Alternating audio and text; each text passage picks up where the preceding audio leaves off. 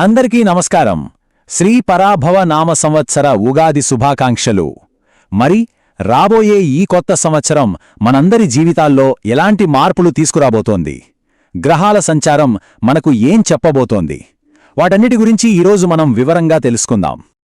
మీ అందరికీ lucky spirituals ఛానల్కు మనస్ఫూర్తిగా స్వాగతం పలుకుతున్నాం. ఇది పూర్తిగా మీ భక్తి, ఆధ్యాత్మికత కోసం ఏర్పాటు చేయబడిన ఛానల్. ఈ ఆధ్యాత్మిక ప్రయాణంలో మాతో కలిసి ముందుకు సాగాలి అనుకుంటే, ఒకవేళ మీరు ఇంతవరకు మా ఛానల్ని సబ్స్క్రైబ్ చేసుకోనట్లయితే దయచేసి ఇప్పుడే చేసుకోండి. ఇప్పటికే మన కుటుంబంలో సభ్యులైతే కామెంట్లలో జై శ్రీరామని టైప్ చేసి మీ భక్తిని, మద్దతును తప్పకుండా తెలియజేయండి. సరే, మరింకెందుకు ఆలస్యం, విషయంలోకి వెళ్ళిపోదామా? ఈ కొత్త సంవత్సరం మీ జాతకాన్ని ఎలా మార్చబోతోంది? ఎవరికి ధనయోగం పట్టబోతోంది? మరి ఎవరు కొంచెం జాగ్రత్తగా అడుగులు వెయ్యాలి? 12 రాశుల వారి ఆదాయ వ్యయాలు, గౌరవావమానాలు ఎలా ఉన్నాయో ఇప్పుడు ఒక్కొక్కటిగా చూద్దాం. మొట్టమొదటగా మేషరాశి.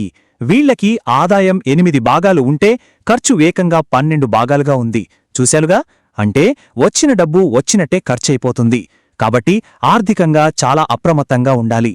మరి ఈ సవాళ్లను ఎదుర్కొనే శక్తి కోసం ప్రతి మంగళవారం ఆ ఆంజనేయ స్వామికి ఇష్టమైన ఎర్రటి పువ్వులు సమర్పించి హనుమాన్ చాలీసా పఠిస్తే చాలా మంచిది. ఇక వృషభరాశి వారి విషయానికొస్తే వీరికి ఈ సంవత్సరం చాలా బాగుంది. ఆదాయం 11, వ్యయం కేవలం 6. అంటే ఆర్థికంగా బలపడతారు. అంతేకాదు, గౌరవం కూడా 9 భాగాలుగా ఉంది. అంటే సమాజంలో మంచి పేరు ప్రతిష్టలు వస్తాయి.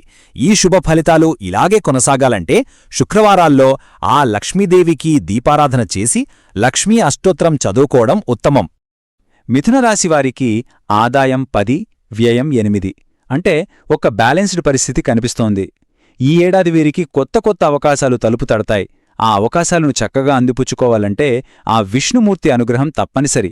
అందుకోసం విష్ణు సహస్రనామం పఠిస్తూ స్వామికి అత్యంత ప్రీతిపాత్రమైన తులసి ఆకులతో పూజ చెయ్యండి. కర్కాటక రాశివారు ఈ ఏడాది కొంచెం జాగ్రత్తగా ఉండాలండి. ఆదాయం 6 అయితే వ్యయం 9గా ఉంది. ముఖ్యంగా ఆరోగ్యం విషయంలో, అలాగే మనస్సుకి సంబంధించిన విషయాల్లో కాస్త శ్రద్ధ పెట్టాలి. మానసిక ప్రశాంతత, ధైర్యం కోసం ప్రతి సోమవారం ఆ శివునికి పాలతో అభిషేకం చేస్తూ ఓం నమఃశివాయ అనే పంచాక్షరి మంత్రాన్ని జపించడం ఎంతో మేలు చేస్తుంది. వావ్! ఇక ఈ సంవత్సరపు అదృష్ట రాసుల్లో ఒకటైన సింహరాశి. చూడండి, ఆదాయం ఏకంగా 13, గౌరవం 11, మరి అవమానం కేవలం 1 భాగం మాత్రమే. ఇది ఒక అద్భుతమైన విజయాన్ని, తిరుగులేని కీర్తిని సూచిస్తోంది. మీలోని ఈ తేజస్సును రెట్టింపు చేసుకోవడానికి మీ బలానికి మూలమైన ఆ సూర్యభగవానుడికి ప్రతి ఉదయం సూర్య నమస్కారాలు చేసి అర్ఘ్యం సమర్పించండి. కన్యరాశివారికి ఈ సంవత్సరం అంతా నిలకడగా సాగిపోతుంది. ఆదాయం 9, వ్యయం 8. అంటే వీరి ప్రగతి స్థిరంగా ఉంటుంది. అయితే మీ మార్గంలో ఎలాంటి చిన్న చిన్న ఆటంకాలు రాకుండా ఉండాలంటే ఆ విఘ్నేశ్వరుడి అనుగ్రహం కావాలి. బుధవారాల్లో గణపతికి పూజ చేసి ఆయనకు ఇష్టమైన మోదకం నైవేద్యంగా పెడితే అంతా శుభమే జరుగుతుంది. ఇప్పటిదాకా 6 రాసుల గురించి తెలుసుకున్నాం కదా. ఈ విశ్లేషణ మీకు నచ్చుతోందని ఆశిస్తున్నాం. మిగతా రాసుల గురించి తెలుసుకునే ముందు ఒక చిన్న విన్నపం. కొత్తగా మన ఛానల్ చూస్తున్న వాళ్ళు దయచేసి సబ్స్క్రైబ్ చేసుకోండి. మన సబ్స్క్రైబర్లైతే ఈ దైవిక సమాచారాన్ని అందరికీ చేరేలా కామెంట్లలో జై శ్రీరామ్ అని టైప్ చేయండి. సరే, ఇక తర్వాతి రాశేంటో చూద్దాం. తర్వాతి రాశి తులారాశి. వీరికి వ్యయం 11 భాగాలు, అవమానం 6 భాగాలు. కాబట్టి ముఖ్యంగా భాగస్వామ్యాలు అంటే పార్ట్నర్షిప్ బిజినెస్లు, అలాగే సంబంధాల్లో చాలా జాగ్రత్తగా ఉండాలి. ఎలాంటి కీడు జరగకుండా దైవరక్షణ కోసం నవరాత్రుల సమయంలో ఆ దుర్గామాతకు కుంకుమార్చనతో ప్రత్యేక పూజలు చేస్తే అన్నీ చక్కబడతాయి. వృశ్చిక రాశివారికి ఈ సంవత్సరం వారి ధైర్యమే వారికి పెద్ద ఆస్తి. ఆదాయం 12 భాగాలు. ధైర్యంగా ముందడుగు వేస్తే చాలు, గొప్ప లాభాలు మీ సొంతమవుతాయి. మీలో ఉన్న ఆ ఆత్మవిశ్వాసాన్ని, శక్తిని మరింత పెంచుకోవడానికి షష్ఠీతిథులలో ఆ సుబ్రహ్మణ్యస్వామికి పాలతో అభిషేకం చేసి పూజించడం చాలా మంచిది. ధనుస్సు రాశివారు ఈ ఏడాది తమ గురించి తాము తెలుసుకోవడానికి, అంటే ఆత్మ పరిశీలన చేసుకోవడానికి సమయం కేటాయించాలి. వ్యయం 10 భాగాలుగా ఉంది. కాబట్టి అనవసరమైన ఖర్చుల మీద నియంత్రణ అవసరం. జ్ఞానాన్ని, వివేకాన్ని పెంపొందించుకోవడానికి గురుస్వరూపుడైన దక్షిణామూర్తికి ప్రతి గురువారం పూర్తి చేసి గౌరవ సూచకంగా పసుపును దానం చేయడం ఉత్తమ పరిహారం. ఇక మకర రాశి వారికి వృత్తిపరంగా అంటే కెరియర్ పరంగా ఈ సంవత్సరం ఒక రేంజ్లో ఉండబోతోంది. ఆదాయం 11, గౌరవం 10 భాగాలు.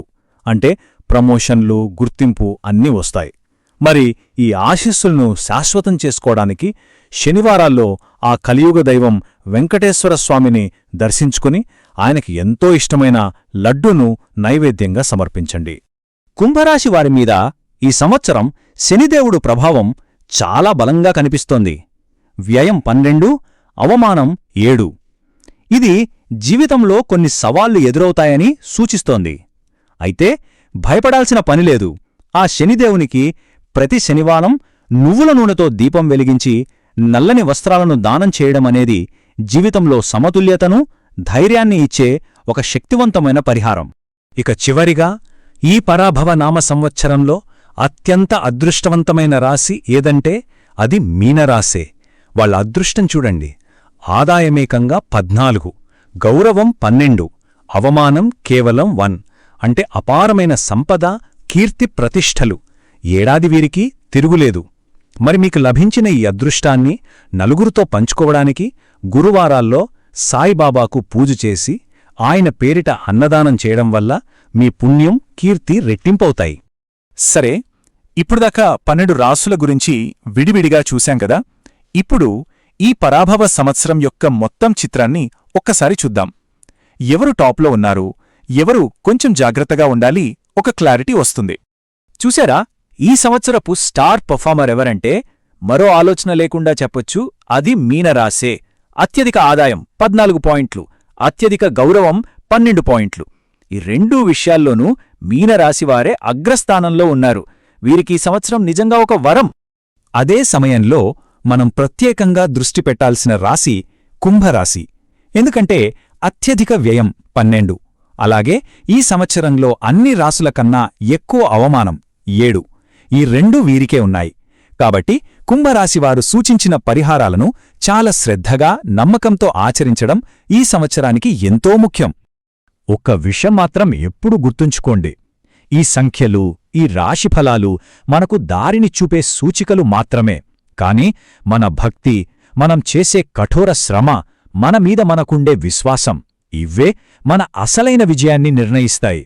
ఈ విశ్లేషణ మీ అందరికీ ఉపయోగపడిందని మనస్ఫూర్తిగా ఆశిస్తున్నాము. దయచేసి మీ రాసేదో కామెంట్లలో తెలియజేయండి. అలాగే మర్చిపోకుండా జై శ్రీరామ్ అని టైప్ చేయండి. ఇలాంటి మరిన్ని ఆసక్తికరమైన ఆధ్యాత్మిక విశ్లేషణల కోసం మన లక్కీ స్పిరిచువల్స్ ఛానల్ను లైక్ చేయండి, మీ స్నేహితులతో, బంధువులతో షేర్ చేయండి, మరియు తప్పకుండా సబ్స్క్రైబ్ చేసుకోండి.